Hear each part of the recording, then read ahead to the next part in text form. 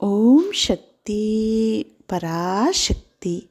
அன்பு செல்வமே, நீ உன்னை சுற்றி உள்ள அனைவருக்கும் நல்லது செய்ய வேண்டும், நல்லது நடத்த வேண்டும், அவர்களும் நம் போல் சந்தோஷமாக இருக்க வேண்டும் என்பதற்காக எவ்வளவோ காரியங்கள் செய்கிறாய். ஆனாலும் அவர்கள் உன்னிடம் எல்லாவற்றையும் பெற்றுக்கொண்டு உனக்கு குழிப்பறித்து கொண்டிருக்கிறார்கள் என்பதுதான் உனது கவலை. நாம் இவ்வளவு நல்லது செய்தாலும் அவர்கள் நமக்கு தீங்குதான் இழைக்கிறார்களே என்பதுதானே உனது கவலை. தங்கமே, அவர்களின் பிறவி குணம் அது. எவ்வளவு நல்லது செய்தாலும் அவர்களால் புரிந்து கொள்ள இயலாது. பாவப்பட்ட ஜென்மங்கள் அப்படித்தான் இருப்பார்கள். அவர்களை உன்னால் மாற்ற இயலாது. எத்துணை நல்லது நீ செய்தாலும் அத்துணையும் அபகரித்து கொண்டு மீண்டும் உனக்கு அவர்கள் தீங்கைத்தான் விளைவிப்பார்கள். இது அவர்களுக்கு மாற்ற முடியாத ஒரு குணம்.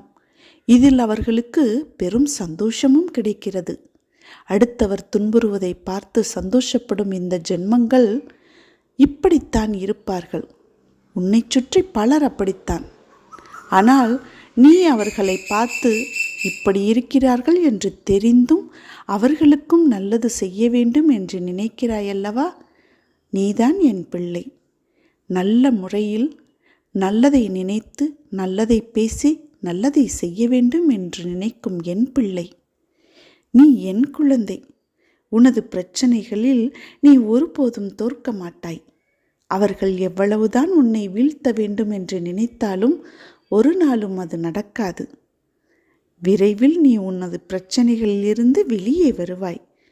அதை இந்த முத்துமாரி நிச்சயம் நடத்தி வைப்பேன். அவர்கள் ஏன் இப்படி இருக்கிறார்கள் என்பதில் குழம்பி உனது நேரத்தை வீணடிக்காதே. நல்லதை நினைத்து நல்லதை செய்வோருக்கு எவராலும் தீங்கை நினைக்கக்கூட முடியாது. இந்த சிறு உண்மை கூட அவர்களுக்கு தெரியாமல் வீணாக உன்னை நோக்கி அம்பை எய்கிறார்கள். அந்த அம்பு எல்லாம் மீண்டும் அவர்களைத்தான் துளைக்கப் போகிறது என்பது தெரியாமல் இப்பொழுது சந்தோஷமாய் இருக்கிறார்கள். தங்கமே, அந்த வேலையை அம்மா பார்த்து கொள்கிறேன். வீணாக உன் மனதை போட்டு நீ குழப்பிக்கொள்ளாதே. நீ செய்ய வேண்டியதெல்லாம் இப்பொழுது போல் எப்பொழுதும் நல்லதையே நினை. உன்னை சுற்றி உள்ளவர்கள் நல்லவர்களோ கெட்டவர்களோ அதை பற்றின ஆராய்ச்சியை நீ செய்ய வேண்டாம். உன் மனதில் எப்பொழுதும் நல்லதை நினைத்து அமைதியை நாடி நிம்மதியாக இரு. அம்மாவை பற்றி நினை.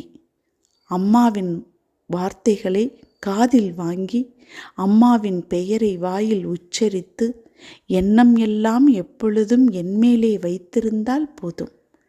எல்லாம் நல்லதாகவே நடக்கும்.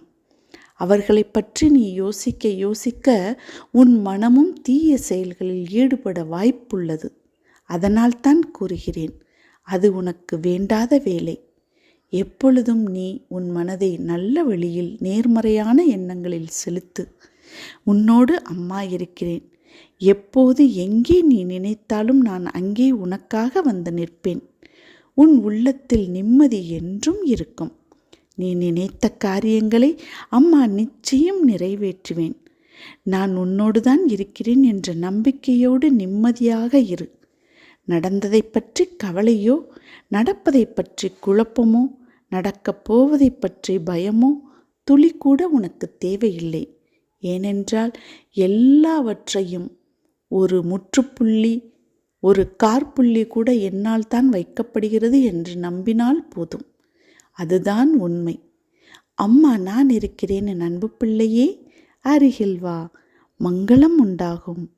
ஓம் சக்தி.